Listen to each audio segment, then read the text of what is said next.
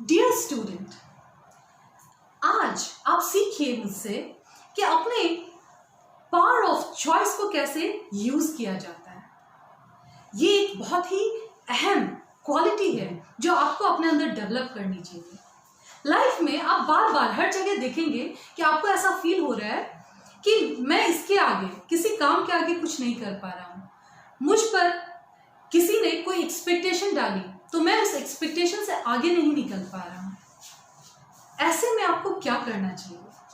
ऐसे में आप अपने पावर ऑफ चॉइस को यूज कीजिए। हमेशा याद रखिए कि आप जो कुछ भी अपने लाइफ के लिए चूज करते हैं वही डिसीजंस आपके भविष्य को तैयार करते हैं। इसलिए हर एक कदम पर जब भी दो राह मिले तो सोच समझकर चूज कीजिए। ये जानकर चूज कीजिए कि इसी से आपका भविष्य बनेगा। ये आपने सीढ़ी तैयार की है उस भविष्य तक पहुंचने के लिए जो आपका डेस्टिनेशन है। इसलिए अपने सीढ़ी को बिल्कुल मजबूत बनाने के लिए अपने चॉइसेस को सटीक रखना बहुत जरूरी है।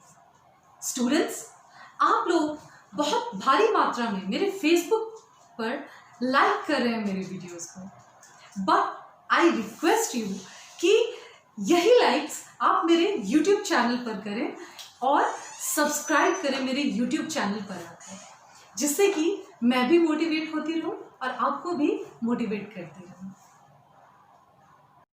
अब इंस्पिरेशन के प्रोसेस को समझिए, ठीक है? देखिए, पहले तो आर्टीरियल ब्लड में मैंने क्या बतलाया था कि partial pressure of carbon dioxide बहुत ज्यादा बढ़ जाता है। तो यहाँ ये रेड एरो जो आप देख रहे हैं अपवर्ड्स डायरेक्शन में, ये क्या डिनोट कर रहा है? बढ़ा हुआ partial pressure of CO2। Okay, अब देखिए, जब ये आर्टीरियल ब्लड में पार्शियल प्रेशर ऑफ CO2 बढ़ा हुआ है, साथ में कार्बन डाइऑक्साइड का कंसंट्रेशन एक्स्ट्रा सेल्यूलर फ्लूइड यानी ब्रेन के बाहर जो फ्लूइड है उसमें जो कार्बन डाइऑक्साइड का कंसंट्रेशन प्रेजेंट है वो क्या हो रहा है? वो भी बढ़ रहा है। और पीछे मैंने आपको क्या बताया कि जब कॉन्सेंट्रेशन CO2 का बहुत ज्यादा बढ़ जाता है तो उसके बाद ये क्या फॉर्म करता है? H2CO3, और इसके डिसोसिएशन से H+ आयन तैयार होता है। तो यहाँ क्योंकि CO2 का कंसंट्रेशन बढ़ चुका है इसलिए H+ आयन, इसका भी कंसंट्रेशन इंक्रीज हो गया है। और इसके इंक्रीज के बाद क्या होता है? इसके इंक्रीज की वजह से H+ आयन के कंसंट्रेशन के इंक्रीज की वजह से इंस्पिरेटरी सेंटर ये फायर करता है। फायर यानी क्या? ये इंपल्स भेजता है, मैसेज भेजता है। कहाँ ये मैसेज जाता है? ये मोटर नर्व के थ्रू डायफ्राम और एक्सटर्नल इंटरकोस्टल मसल में जाता है। और ये मैसेज जाने के बाद, ये मैसेज के अनुसार डायफ्राम और एक्सटर्नल इंटरकोस्टल मसल ये दोनों कॉन्ट्रैक्ट कर जाते हैं। इनके कॉन्ट्रैक्शन की वजह से यहाँ चेस्ट वॉल को एक्सपैंड होने के लिए स्पेस मिल जाता है। तो चेस्ट वॉल क्या होता है? एक्सपैंड हो जाता है और इस वजह से वॉल्यूम ऑफ थोरैक्स ये इंक्रीज हो जाता है। अब यहाँ एक बहुत इंपॉर्टेंट है, 2 पॉइंट्स जो आपको याद रखने हैं जो क्वेश्चन में पूछे जाते हैं। फर्स्ट क्या है कि आपको क्वेश्चन में पूछा जा सकता है इंस्पिरेटरी मसल्स कौन से हैं? तो ये आपको याद रखना है, डायफ्राम और एक्सटर्नल इंटरकोस्टल मसल, ये दोनों क्या है? इंस्पिरेटरी मसल है। सेकेंड क्वेश्चन आपको पूछा जा सकता है कि इनमें किस तरह के चेस्ट वॉल जो एक्सपैंड करता है उसमें किस तरह का प्रेशर प्रेजेंट होता है। तो ये आपको 2 प्रेशर्स हैं, नाम याद रखने हैं, इनका काम याद रखना है।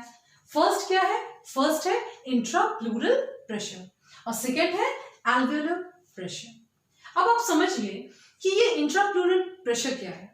अगर आपको याद हो, प्रीवियस वीडियो आपने देखा है तो आपको याद होगा कि लंग्स के ऊपर एक मेम्ब्रेन होता है और वो मेम्ब्रेन डबल लेयर्ड होता है।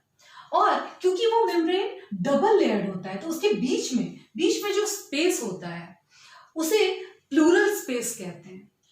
प्लूरल स्पेस के अंदर एक फ्लूइड होता है जिसे प्लूरल फ्लूइड कहते हैं और ये प्लूरल फ्लूइड ये प्रेशर क्रिएट करता है। इस प्रेशर को इंट्राप्लूरल प्रेशर कहते हैं। इंट्रा क्यों? क्योंकि उसके अंदर है, एक्स्ट्रा यानी बाहर, आपको मालूम है। ये इंट्राप्लूरल प्रेशर ये ऑलवेज नेगेटिव होता है और ये वैरी करता है -5 से -7.5 सेंटीमीटर ऑफ H2 होता है।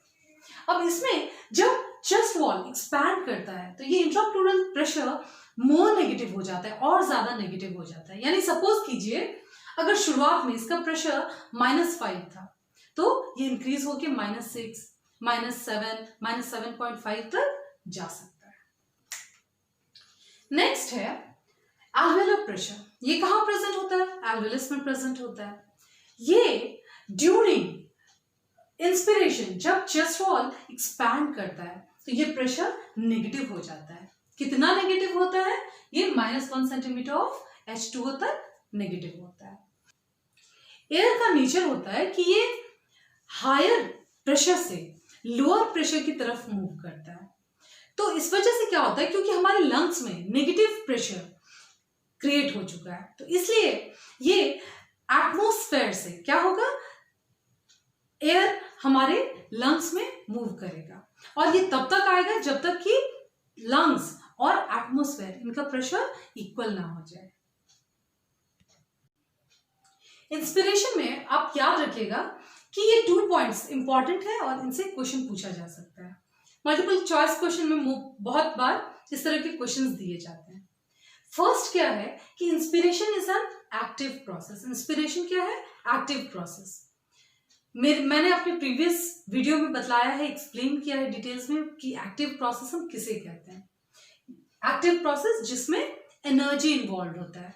तो इंस्पिरेशन में एटीपी यूज होता है, इसलिए इसे एक्टिव प्रोसेस कहते हैं। नेक्स्ट क्या है? सेकेंड, स्लाइट नेगेटिव प्रेशर पुल। जैसा कि आपको मैंने पीछे समझाया, इसमें क्या होता है, नेगेटिव प्रेशर क्रिएट होता है, लेकिन ये प्रेशर क्या होता है, स्लाइट होता है, क्योंकि आपने देखा वो -1 cm होता है, तो इसलिए ये क्या है, स्लाइट नेगेटिव प्रेशर। तो इस स्लाइट नेगेटिव प्रेशर की वजह से 0.5 लीटर ऑफ एयर हमारे लंग्स में आता है 2 सेकेंड्स में। 2 सेकेंड्स में हमारे लंग्स में 0.5 लीटर ऑफ एयर क्या होता है, अंदर जाता है।